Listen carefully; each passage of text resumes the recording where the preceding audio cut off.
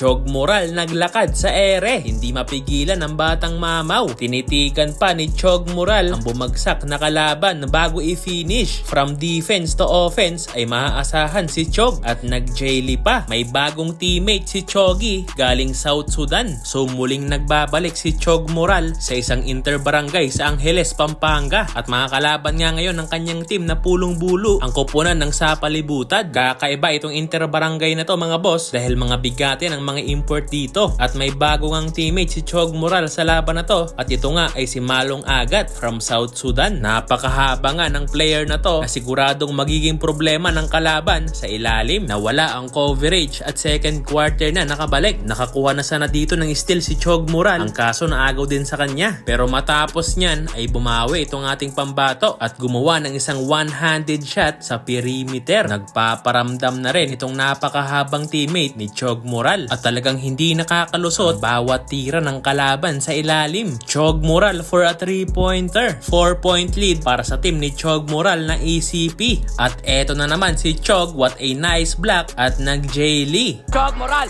umangat!